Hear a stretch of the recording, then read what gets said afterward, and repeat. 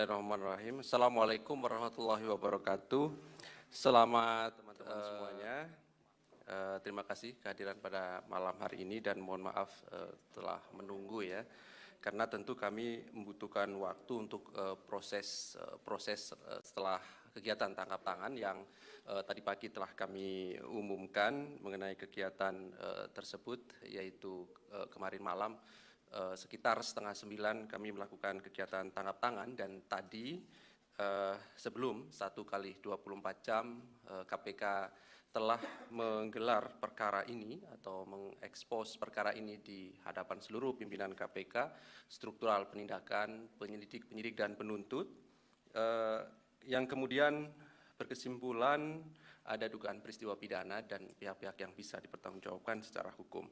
Oleh karena itu, pada malam hari ini kami akan sampaikan perkembangan dari kegiatan tangkap tangan tersebut dengan mengumumkan dan juga melakukan penahanan terhadap pihak-pihak yang telah ditetapkan sebagai tersangka. Hadir malam hari ini pimpinan KPK Pak Johanis Tanak dan juga Deputi Penindakan Pak Karyoto. Nanti akan dibacakan poin-poin dari konstruksi perkara, termasuk siapa yang ditangkap dan ditetapkan sebagai tersangka serta pasal-pasalnya. Setelah itu nanti kami akan tunjukkan barang bukti dalam kegiatan tangkap tangan ini.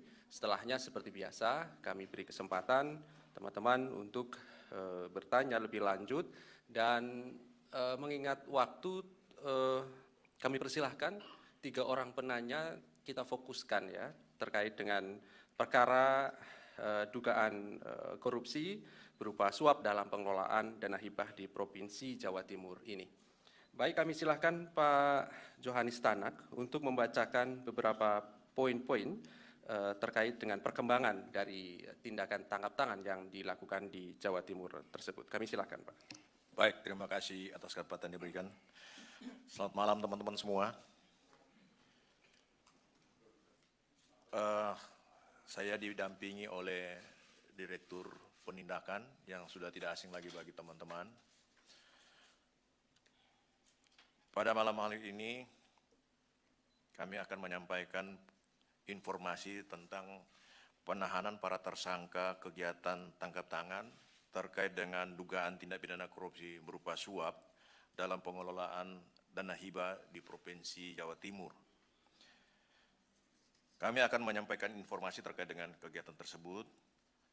Yang pertama, dan kegiatan tangkap tangan ini dilakukan oleh tim KPK mengamankan 4 orang pada hari Rabu tanggal 14 Desember 2022 sekitar jam 20.30 waktu Indonesia bagian Barat di wilayah Jawa Timur yang terdiri dari pertama STPS, Wakil Ketua DPRD Provinsi Jawa Timur periode 2019-2024. Yang kedua adalah RS, staf ahli dari STPS.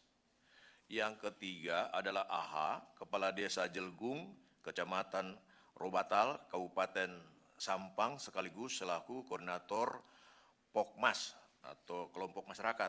Kemudian yang keempat, IW alias EENG, koordinator lapangan Pokmas. Adapun kronologis tangkap tangan tersebut diawali dengan diterimanya informasi dari masyarakat mengenai dugaan adanya penyerahan sejumlah uang pada anggota DPRD Provinsi Jawa Timur atau yang mewakilinya terkait dengan pengurusan alokasi dana hibah. Rabu 14 Desember 2022, tim KPK mendapat informasi adanya penyerahan sejumlah uang dalam bentuk tunai dari AH kepada RS sebagai perwakilan STPS di salah satu mal di Surabaya. Selanjutnya, masih di hari yang sama, sekitar pukul 20.30 waktu Indonesia bagian Barat, tim KPK secara terpisah mengamankan beberapa pihak di lokasi berbeda. STPS dan RS diamankan di gedung DPRD Provinsi Jawa Timur, AH dan IW masing-masing diamankan di rumah kediamannya di Kabupaten Sampang. Kemudian turut pula diamankan uang tunai dalam bentuk pecahan mata uang rupiah dan mata uang asing berupa Singapura dolar dengan jumlah sekitar 1 miliar rupiah. Para pihak yang diamankan beserta barang bukti kemudian dibawa ke Jakarta untuk dilakukan pemeriksaan lanjutan di Gedung Merah Putih KPK ini. Selanjutnya didahului dengan adanya pengaduan masyarakat, KPK melakukan pengumpulan berbagai informasi dan bahan keterangan terkait dugaan tindak pidana korupsi dimaksud. KPK kemudian melakukan penyelidikan dalam upaya menemukan adanya peristiwa pidana sehingga ditemukan adanya bukti permulaan yang cukup. Selanjutnya KPK meningkatkan status perkara ini ke tahap penyidikan. Berdasarkan hasil keterangan saksi dan bukti-bukti yang cukup, maka penyidik menetapkan sebanyak 4 orang sebagai tersangka, yaitu STPS, Wakil Ketua DPRD Provinsi Jawa Timur periode 2019 sampai dengan 2024. 2, RS, staf ahli dari STPS. Ketiga, AH, Kepala Desa Jelgung, Kecamatan Robatal, Kabupaten Sampang, sekaligus selaku koordinator Pokmas. Yang keempat, IW alias EEng, koordinator lapangan Pokmas. Untuk kepentingan penyidikan, tim penyidik menahan para tersangka untuk 20 hari pertama terhitung tanggal 15 Desember 2022 sampai dengan 3 Januari 2023, yang yaitu STPS ditahan di Rutan KPK pada Pomdam Jaya Guntur, RS ditahan di Rutan KPK pada Kafling C1 Gedung ACLC, dan yang ketiga AH ditahan di Rutan pada Kafling C1 Gedung ACLC, dan IW ditahan di Rutan KPK pada Gedung Merah Putih. Konstruksi perkara diduga telah terjadi, yaitu untuk tahun anggaran 2020 dan tahun anggaran 2021 dalam APBD pemerintah Provinsi Jawa Timur merealisasikan dana belanja hibah dengan jumlah seluruhnya sekitar 7,8 triliun kepada badan, lembaga, organisasi masyarakat yang ada di pemerintah Provinsi Jawa Timur. Distribusi penyalurannya antara lain melalui kelompok masyarakat untuk proyek infrastruktur hingga sampai tingkat pedesaan. Terkait pengusulan dana belanja hibah tersebut merupakan penyampaian aspirasi dari usulan dari para anggota DPRD Provinsi Jawa Timur yang satu diantaranya tersangka STPS. Tersangka STPS yang menjabat sebagai anggota DPRD sekaligus Wakil Ketua DPRD Provinsi Jawa Timur periode 2019-2024 menawarkan diri untuk membantu dan memperlancar pengusulan pemberian dana hibah tersebut dengan adanya kesempatan pemberian sejumlah uang sebagai uang muka atau ijon. Adapun yang bersedia untuk menerima tawaran tersebut yaitu tersangka AH selaku Kepala Desa Jelgung Kecamatan Robatal Kabupaten Sampang sekaligus koordinator Pokmas. Dugaan ada kesepakatan antara tersangka STPS dengan tersangka AH setelah adanya pembayaran komitmen fee ijon, maka tersangka STPS juga mendapatkan bagian 20% dari nilai penyaluran dana hibah yang akan disalurkan, sedangkan tersangka AH mendapatkan bagian 10%. Besaran nilai dana hibah yang diterima Pokmas yang penyalurannya difasilitasi oleh tersangka STPS dan juga dikoordinir oleh tersangka AH selaku koordinator Pokmas, yaitu di tahun 2021 telah disalurkan sebesar 40 miliar rupiah. Di tahun 2022 telah disalurkan sebesar 40 miliar rupiah. Agar alokasi dana hibah untuk tahun 2023 dan tahun 2024 bisa kembali diperoleh Pokmas, tersangka AH kemudian kembali menghubungi tersangka STPS dengan bersepakat untuk menyerahkan sejumlah uang sebagai ijon sebesar 2 miliar. Mengenai realisasi uang ijon tersebut dilakukan pada tanggal 13 Desember 2022, di mana tersangka AH melakukan penarikan tunai sebesar 1 miliar rupiah dalam pecahan mata uang rupiah di salah satu bank di Sampang dan kemudian menyerahkan kepada tersangka IW untuk dibawa ke Surabaya. Selanjutnya tersangka IW menyerahkan uang 1 miliar rupiah tersebut pada tersangka RS sebagai orang kepercayaan tersangka STPS di salah satu mal di Surabaya. Setelah uang diterima, tersangka STPS memerintahkan tersangka RS segera menukarkan uang 1 miliar rupiah tersebut di salah satu money changer dalam bentuk pecahan mata uang Singapura dolar dan US dollar. Tersangka RS kemudian menyerahkan uang tersebut pada tersangka STPS di salah satu ruangan yang ada di gedung DPRD Provinsi Jawa Timur. Sedangkan sisa 1 miliar yang dijanjikan tersangka AH akan diberikan pada Jumat 16 Desember 2022, jadi berarti besok. Diduga dari pengurusan alokasi dana hibah untuk Pokmas, tersangka STPS telah menerima uang sekitar 5 miliar rupiah. Berikutnya, tim penyidik masih akan terus melakukan penelusuran dan pengembangan terkait jumlah uang dan penggunaannya yang diterima oleh tersangka STPS. Para tersangka tersebut disangkakan sebagai pemberi. AH dan IW disangkakan melanggar pasal 5 ayat 1 huruf A atau huruf B atau pasal 13 Undang-Undang Nomor 31 Tahun 99 tentang Pemberantasan Tindak Pidana Korupsi sebagaimana telah diubah dengan Undang-Undang Nomor 20 Tahun 2001 tentang perubahan atas Undang-Undang Nomor 31 Tahun 99 tentang Pemberantasan Tindak Pidana Korupsi Junto pasal 55 ayat 1 ke 1 KUHP. Sebagai penerima, STPS dan RS disangkakan melanggar pasal 12 huruf A atau huruf B atau atau huruf B, junto pasal 11 Undang-Undang 31 tahun 99 tentang pemberantasan tindak pidana korupsi sebagaimana telah diubah dengan Undang-Undang Nomor 20 tahun 2001 tentang perubahan atas Undang-Undang Nomor 31 tahun 99 tentang pemberantasan tindak pidana korupsi, junto pasal 55 ayat 1 ke 1 KUHP. Modus korupsi ijon dana hibah di daerah telah mencederai semangat pembangunan desa yang menjadi prioritas pembangunan nasional dalam memajukan dan mensejahterakan perekonomian masyarakat.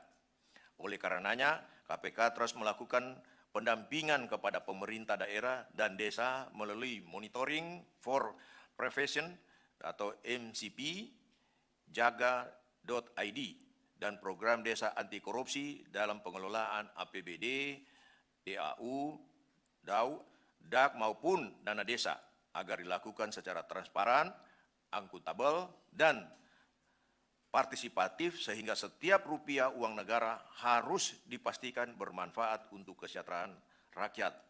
Sementara itu yang dapat saya sampaikan. Untuk selanjutnya mungkin Pak Deputi Penindakan bisa menambah atau lebih melengkapi. Saya persilakan Pak Deputi. Langsung pertanyaan saja. Silakan. Baik, terima kasih. Belum, sabar. Ya. Jadi terima kasih Pak Johanis Tarak yang telah membacakan poin-poin tersebut terkait dengan OTT yang pada prinsipnya ada diduga penerimaan uang sebesar 5 miliar rupiah sebagai ijon gitu ya, dan kemudian ada kegiatan tangkap tangan yang ditemukan uang kurang lebih 1 miliar rupiah. Selanjutnya para tersangka ini juga dilakukan penahanan sampai tanggal 3 Januari 2023. Berikutnya kami tunjukkan barang bukti dalam kegiatan tangkap tangan ini.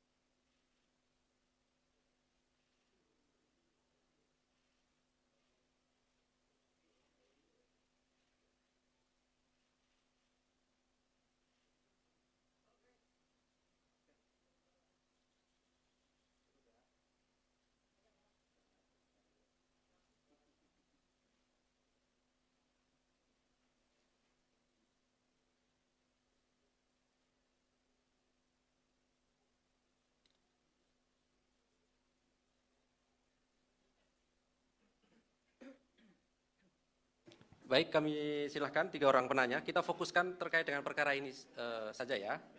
Silakan. 1, 2, 3. Oke. Silakan di depan dulu, Mas Mario ya. Ya, terima kasih. Saya Mario Pasaribu dari Metro TV. Ya, saya ingin menanyakan. Pertama, bahwa setahu saya dalam hal berdirinya sebuah hierarki di daerah, itu jelas ada persinggungan antara eksekutif dan legislatif. Bahwa pola-pola anggaran seperti ini ialah bagian dari bagaimana ada semacam tingkat lobby, bagaimana pengesahan APBD itu agar bisa terketuk palunya, diberikan ruang kepada legislatif yang dalam instrumen atau dalam bahasa politik saat ini dibilang pokok pikiran. Artinya kalau dulu ada kayak kasus sebelumnya itu di PUPR dan aspirasi lah, seperti Muza Zainuddin, Damayanti segala macam, dalam konteks ini dikatakan pokir. Apakah KPK sendiri sudah mengetahui ada semacam kuota-kuota dalam pembahasan dalam level di legislatif ini? Kalau dikatakan tadi saudara anggota dewan di sini sebagai wakil, tentu jatah atau kuota seorang ketua atau pimpinan itu jauh lebih besar. Dan kedua, dan ini hal-hal kayak gini nyata sekali diperdagangkan antara kuota anggota, pimpinan yang jatahnya jauh lebih banyak. Apakah KPK sudah melakukan mapping atau SWOT mana-mana koordinator selain AH untuk khusus di desa-desa dan berapa banyak desa, dan misalkan salah satu pimpinan informasinya mendapatkan kuota hampir 40 atau sampai 50 miliar. Apakah KPK sudah sampai sana? Terus kedua, bagaimana juga persinggungan soal eksekutif. Setahu saya bahwa ini dalam sebuah pengesahan juga tentunya ada semacam kickback yang diterima oleh pihak eksekutif misalkan. Tidak hanya ada di wilayah legislatif. Nah, pertanyaan saya itu menyambung tadi, Pak, apakah memang juga baru beberapa hari diluncurkan SPI. Apakah hal ini bisa menjawab angka-angka tersebut? Nyatanya memang wilayah Jawa Timur itu termasuk wilayah yang sangat rentan. Belum 1 bulan Bangkalan, sebelumnya ada lagi. Ya, ini zona-zona merah seperti ini, apakah itu bisa menjawab soal integritas yang disampaikan KPK? Dan bagaimana juga dengan adanya pernyataan pimpinan KPK yang menyatakan bahwa ini apesnya aja. Bagaimana ini biar nggak apes coba? Artinya bahwa bagaimana pengembangannya ke wilayah-wilayah atau bahkan yang memiliki jatah kuota pokir yang lebih besar. Agar ini tidak dikatakan apes. Lanjut Mas Ali, untuk kasus yang hari ini saja, saya ingin menanyakan bahwa hari ini untuk kasus dugaan suap pengurusan suap di perkara di MA, hari ini diperiksa Kasubag Humas dan jaringan MA, terus kemudian hakim MA dan juga panitra pengganti MA, Saudara Arif Sabto Nugroho, itu diperiksa kira-kira apa yang didalami. Dan bersamaan dengan itu di hari yang sama KPK juga memeriksa Hakim Agung Sudrajat Dimyanti bersama Nurmanto. Itu apakah dilakukan konfrontir antara keempat orang tersebut. Untuk kasus yang lain, kasus dugaan korupsi pengadaan gedung DPRD di Morowali Utara, hari ini diperiksa tenaga ahli Gubernur Sulawesi Tengah, Roni Tanu Saputra, yang disebut dan sudah dilansir beberapa media menerbitkan sprindik bahwa saudara Roni itu sudah menjadi tersangka. Mengapa dalam pemeriksaan hari ini KPK tidak melakukan penahanan? Apa alasannya?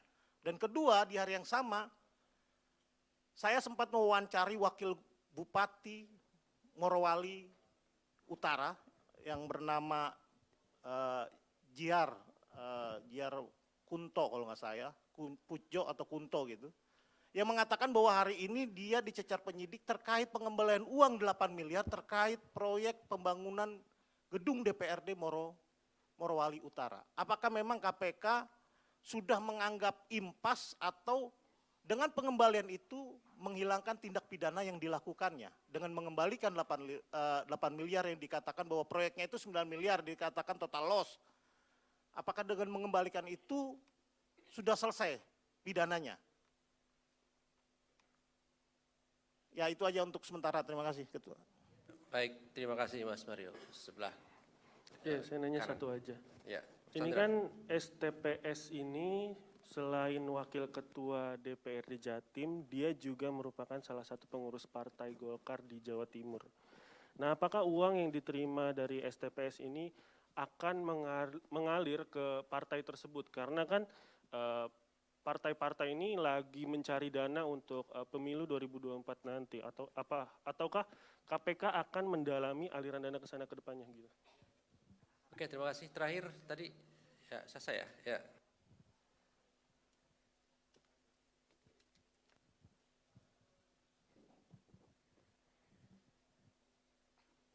Selamat malam Pak Johanis dan Pak Karyoto, Mas Ali. Izin mau tanya. Ini kan Wakil Ketua DPRD-nya terakhir lapor LHKPN itu 2020. Nah ini apakah mau didalami kenapa dia nggak lapor? Apakah karena sebelumnya udah sering terima suap jadi nggak mau lapor, takut ketahuan gitu. Nah terus yang kedua kan kejadian pelaporan LHKPN yang nggak tertib ini kan udah sering kejadian dan ujungnya ditangkap KPK juga. Apakah KPK nggak mau dorong untuk ada aturan lebih tegas gitu, misalnya dorong ke DPR untuk ada aturan yang lebih tegas soal pelaporan itu, pelaporan harta kekayaan. Itu aja sih, terima kasih. Oke, baik, terima kasih. Saya kira cukup ya mewakili teman-teman yang lain. Baik, saya coba menjawab, nanti nanti dilengkapi lagi dengan penjelasan dari Pak Deputi Penindakan. Mengenai hubungan kerja eksekutif dan legislatif, ada bersinggungan. Tentunya iya, terkait dengan anggaran, tentunya akan bersinggungan. Tetapi kembali lagi, kalau terkait dengan penanganan perkara, yang dituntut itu bukan masalah hubungan kerja, tetapi siapa yang melakukan perbuatan itu yang menyebabkan terjadinya kerugian keuangan negara. Saya kira itu seperti itu. Kemudian menyangkut masalah apakah KPK sampai ke sana terkait dengan SPI, untuk saat ini tentunya fokus dulu kepada keempat tersangka ini. Dalam proses pemeriksaan itu ada teknik dari penyidik untuk mengembangkan atau bagaimana. Tetapi yang jelas pertama harus fokus dulu terhadap tersangka ini karena waktu penahanan juga terbatas. Itu nanti dikembangkan. Bahkan sudah ada putusan pengadilan saja masih bisa kemudian perkaranya diangkat kalau ada ketersinggungan. Itu kira-kira. Kemudian terkait Hakim Agung, karena ini masih dalam proses pemeriksaan, jadi ini kita juga tidak bisa kemudian melemparkan permasalahan semuanya untuk dipublish. Begitu juga dengan masalah Roni, kenapa tidak ditahan, tentunya ada pertimbangan-pertimbangan khusus yang bersifat teknis dalam penyidikan. Sehingga untuk sementara belum dilakukan penahanan. Sedangkan yang untuk pasal 4, kenapa ada pengembalian, itu bagaimana, apakah akan diproses? Tentunya kita kembali kepada Undang-Undang tentang Pemberantasan Tindak Pidana Korupsi yang mengatakan di dalam pasal 4 itu mengembalikan kerugian keuangan, tidak menghapus proses pemeriksaan perkara tersebut. Karena pasal itu masih berlaku, tentunya kita menerapkan pasal ketentuan tersebut. Tidak bisa terabaikan. Kemudian yang terkait dengan STP Wakil Ketua DPRD sekaligus sebagai pengurus partai, itu kita belum sampai ke sana. Kita fokus, seperti saya katakan tadi, kita fokus dulu sini, nanti melihat perkembangan selanjutnya bagaimana. Kalau memang toh ada berkaitan, tentunya kapan saja masih bisa diangkat. Itulah saya katakan tadi bahwa dalam penyidikan ini ada batas waktu. Nanti kalau batas waktu kita lewatkan, yang para tersangka nanti lepas demi hukum, kita kurang pas lah kalau kemudian kita terlalu fokus ke yang lain, sementara ini terabaikan. Yang di depan mata kita terabaikan. Sementara pertanyaan yang dari Mbak kita terkait dengan LHKPN 2020 tidak melapor, tentunya ini tetap kita jadikan bahan pertimbangan. Nantinya pada saat menuntut, ini juga jadi bahan pertimbangan yang di mana LHKPN harusnya dilaporkan, tidak dilaporkan. Ini menjadi dalam penuntutan menjadi alasan-alasan yang memberatkan. Tentunya itu akan dipergunakan pada saat penyidikan itu menjadi catatan, dan pada saat penuntutan itu akan disampaikan. Saya kira dari saya cukup, nanti lebih lengkap ada lagi mungkin dari Pak Deputi Penindakan, kami persilakan Pak.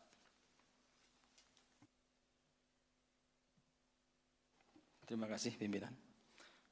Assalamualaikum warahmatullahi wabarakatuh. Selamat pagi untuk rekan-rekan semua. Saya sedikit menambahkan karena jawaban Pak Tanak ini sudah sangat lengkap, hanya ada beberapa. Yang pertama, masalah tersangka kasus Morut ya, Morowali Utara. Karena tidak ada seorang tersangka yang dihukum atau dilakukan upaya paksa 2 kali ya. Dalam tahap penyidikan, kenapa kita nggak lakukan penahanan? Karena sudah dihabiskan waktu masa penahanannya di penyidikan Polda Sulteng. Nanti pada gilirannya nanti akan dilakukan penahanan pada saat pelimpahan ke JPU. Ya. Yang kedua, masalah pengembangan dari perkara ini sebenarnya sangat menarik karena rekan-rekan paham dana yang digelontorkan 7, sekian triliun.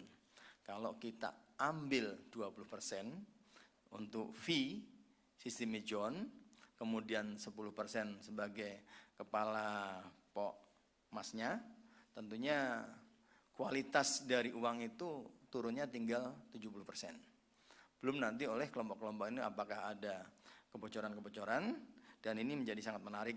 Dan dalam strategi kita tentunya aset tracing ini akan sangat penting ya. Aset tracing, kemudian dari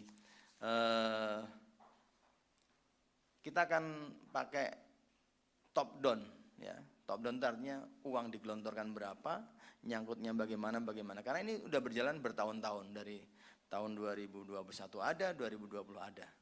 Ya, ini sangat menarik, dan tentunya apabila kita bisa kembangkan, yang mudah-mudahan akan terungkap dan yang jelas akan bisa mengembalikan kerugian keuangan negara. Nah, masalah LHKPN sebenarnya dalam hal secara rutin, LHKPN ini ada uji petiknya juga, sampling yang dilakukan oleh Kedeputian Pencegahan. Namun demikian, LHKPN ini apabila ada tersangka yang kita tangkap atau kita periksa berkaitan dengan jabatannya sebagai penyelenggara negara, ini sebagai alat kontrol. Ketika yang bersangkutan dipersangkakan melakukan perbuatan korupsi, tentunya akan dicek hartanya seberapa.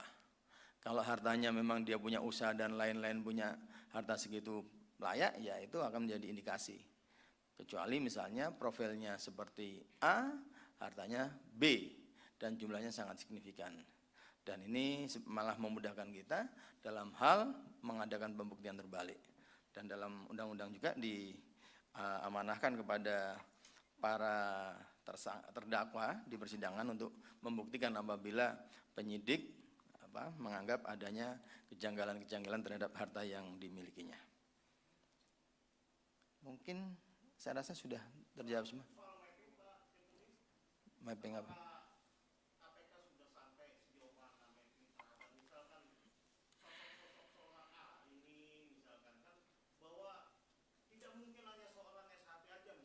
Ya, begini.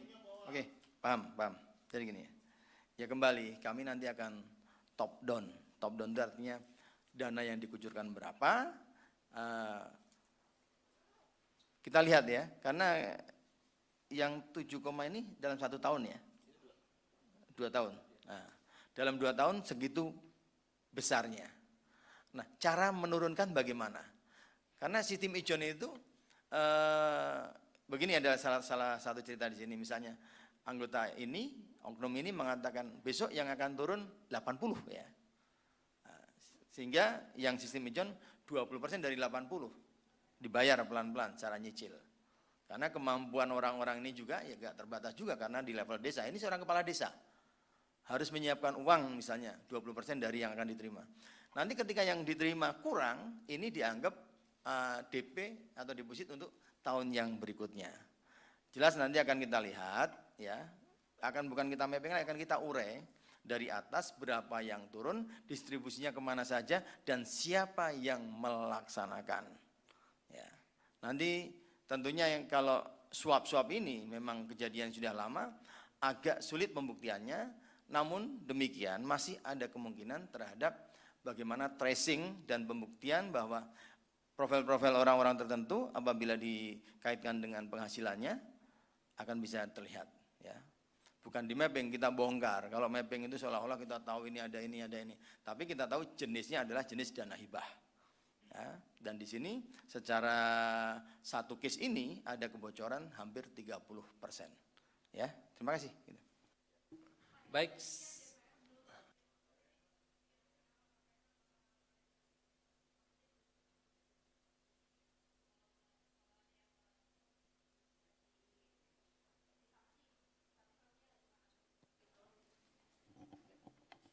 Ya, kembali bahwa sanksi dan hukuman itu ada beberapa jenis. Kalau itu misalnya tidak melapor dipidana, berarti ada kriminalisasi baru. Tentunya harus DPR atau pemerintah yang menyusun, DPR yang membahas dan mengesahkan. Tapi yang jelas kelihatannya kalau di masing-masing kedinasan ada sanksinya ya.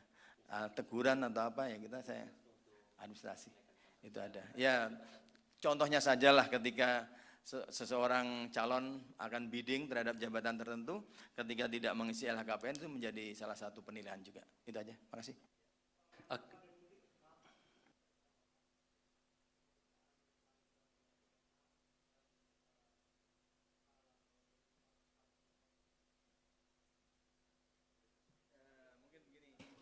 Pak Mario, bisa nanti Pak Ali jawab setelah WA aja ya.